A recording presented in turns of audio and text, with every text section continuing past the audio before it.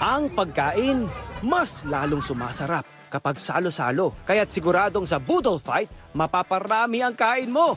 Dito sa Malabon, may ganyang kainan nga raw na talagang mapapalaban ka dahil sa masasarap na inihahain nila, mga sariwang seafood. Ito ay pagmamayari ng kabarangay nating si Angeline Marcos. Kahit anumang dumating na pagsubok sa buhay, laban lang, tuloy lang. Baka bukas magtagumpay ka na. Talagang nakakatakam at pampahaping araw ng tiyan. Hindi ka lang mapapakain, mapapakanin ka rin sa pagsasaluhan natin ngayong umaga sa Agahan Natin.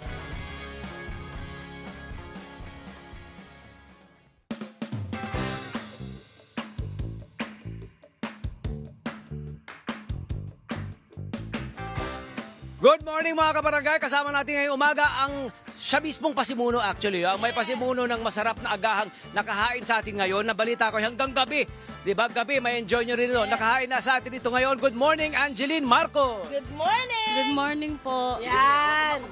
Sige po. Good morning! Angeline! Nako, eto na. Umpisahan na natin itong ating agahan. Agahan na masarap! Ano ba itong mga inihain mo sa amin ngayon dito sa ating harapan? Ito po ay Seafoods Boodle Fight.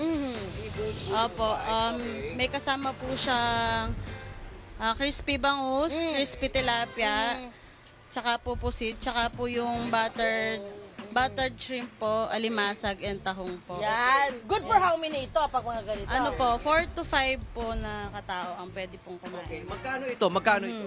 499 po. Sharing ko. Opo. Correct. Wala anong oras at hanggang anong oras kayo bukas? Hindi kayo bukas ng umaga, syempre.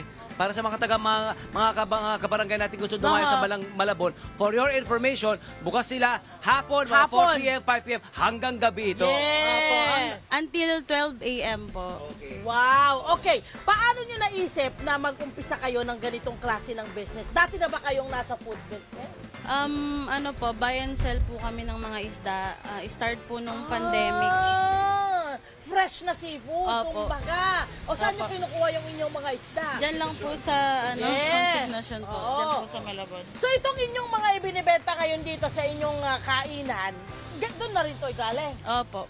Consignation, syempre. Opo. Every night po kaming namamakyaw ng isda Correct. para po Oo. fresh po lagi yung Yes! Magkano ang kita naman? Kamusta ang negosyo so far? Kailan mo February po ito mga kabarangay ng Correct. kanyang binuksan.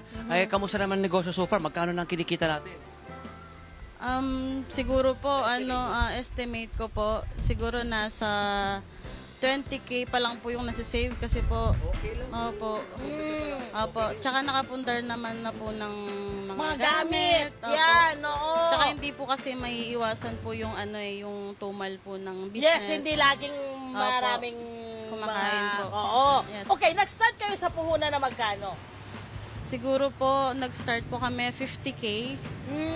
Kasama na po lahat-lahat po yun, pati utensils po. Pwesto. Correct. Pwesto Pati mga po. taong Opo. kailangan yung sweldohan kung sakali. Ako lang po. Ay, ikaw lang talaga. Wow, friend. Okay, hindi naman kaila sa atin na ang presyo ng seafood talaga naman nagpa-fluctuate, mahal, di ba? Yeah. Paano mo nagagawang affordable? Paano mo pinipresyo o kinokost ang mga pagkain ito, mga seafood dito para sa ating mga kabarangay? Siguro po yung kinikita ko po kasi sa pamamakyaw is siguro yung hindi po 80% lang po yung sa seafoods, 20% lang sa amin ang tubo, ganun lang po. Ay, ang galing. Hindi ganun kalaki yung Opo, pangmasa po yung ginawa po naming business. Oo. Kasi po dyan lang po yung pakyawan po ng isda. Correct. O yun, doon pala nakakatipid na kayo, di Totoo, ba? oo. Oo. And paano nyo iniisip na itong klase ng seafood na itong ilagay natin dito sa ating menu? Paano ang ginagawa nyo Siguro- pagpili ng inyong mga seafood? Ano po, yung bagong bagsak po ng mga seafoods po dyan. Yun po yung kinukuha namin. At kung ano yung laging meron. Kasi Opo. syempre, my friend, kung ito yung laging hahanapin, abay, kailangan lagi kayong may supply. Mahirap pag Opo. wala kayong supply, hindi ba? At bakit Boodle Fight ang naisipan yung konsepto? Siguro po karaniwan na po kasi sa pagkain dito is steak, ganyan po. Gusto ng mga Pinoy yan eh. Totoo. Seafood, kanin, Oo. salo-salo kayo, kamay-kamay kayo, sausawan. Ilan lang po kasi yung Boodle Fight na seafoods food dito. Oo. Bukod dito sa pinakita natin platter, yung worth 400, magkano po ito? 99? Ito, magkano ano po to? mga Ano yan? Pareho lang ito. Opo, ito po 299, good for 2 to 3% po ito. Tapos po ito pong butterfly squid, ito po yung bestseller po namin. Sino nag-iisip ng mga recipe? Kasi syempre ito pag ganito, kailangan may ko po. friend, consistent ka sa niluluto mo, consistent yung lasa. Opo, yung asawa ko po ang... Ito kasi negosyo niyong mag-asawa, hindi ba? Na inumpisahan niyo noon. Oo. Bago ba ito, ano ba ang inyong linya ng trabaho? Ano po, meron na rin po kaming sizzling po dati. Ayun. Opo, steak po. So nag-start sila muna, mga fresh ang kanilang Opo. binibentang seafood. Sumunod, sizzling. Ba't hindi nyo itinuloy yung sizzling? Anong napansin nyo? Hindi po, nabenta na po kasi yung nire-rent na po namin na yun. Ayun. Kaya napaalis po kami. Kung kukumpara yung negosyo nyo noon na pagkain din ang negosyo, kumpara rito, saan kayo mas kumikita? Mukhang Dito Yan, po. oo. Kasi ilan lang po yung seafoods Boodle Fight Tsaka ang po. maganda sa kanila, friend, katabing-katabi nila yung konsignasyon. Makukuha nila ng mura kahit pa paano. Tapos yun, gas, tama ka, di ba? Sino ang madalas na kumakain dito? Iba-iba na pong tao eh. Oo. Na-encounter ko po rito eh. May Siguro, nag-offer din kayo ng takeout. opo, Ayun. nagdi-deliver din po kami. anong mga challenges ang na-encounter nyo sa pagtayo ng ganitong negosyo, sa pagbebenta ng ganitong klaseng pagkain? Siguro po yung timpla po ng pagkain. Opo, inahanap pa po namin. Tsaka po yung price kung paano namin kung pangmasa po Costing. talaga. Opo. Oo, nako, alam nyo, Para- alam mo, my friend, isa yan sa dapat, bago kayo talaga sumabak sa negosyo, unahin nyo munang alamin yung costing. Oo. Kasi Pag-aaralan. akala nila, yung binibili lang nilang food. Hindi! Yung gas, yung pagod, Opo. yung kung ilang oras kayong dyan Opo. nagbebenta, ikinukonsider yon. Kaya kailangan inaaral nyo talaga yon. Opo. Gaano kayo ka-thankful sa inyong Negosyo. negosyo, sa inyong kinikita ngayon? Minsan po kasi medyo matumal.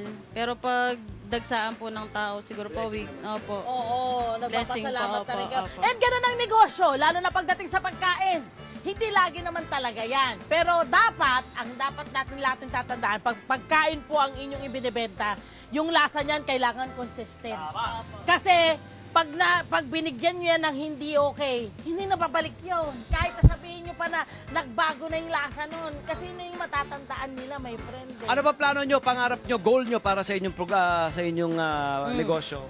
Siguro po makapagpatayo na po kami ng sarili, yung hindi po magre-rent. Renta. Opo. Actually, malaki. Ayan, naku, ito na nga. Okay. So, bukod dito, ano pa yung mga bestseller? Anong paborito in-order ng mga kabarangay natin dito? Ito raw ang kanilang bestseller. Opo. Yung butterfly squid po. Tsaka, Uy, malambot yung ano nila. Hindi rubber rice. Magkano yan? Magkano Magkano ganito? 139 po. Masarap yan sa suka, ano? Sa sawan, sa kakanin, okay? Opo, opo. Okay. Yup. Paborito nila to. Opo. Paborito nila yan.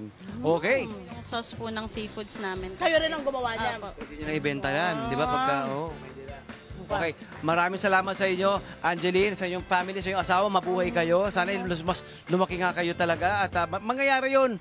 Di ba, panalangin lamang sa kasipag at tiyaga. Tsaka tsagain nila. Opo. Huwag kayong bibigay. Salamat po. Kasi usually, ang mga business, di ba, my friend, 5 years talaga mo itatrial yan para Opo. makita mo yung consistent ng Consistency lang sa linis at sarap at kalidad ng pagkain. Yun ang importante, no?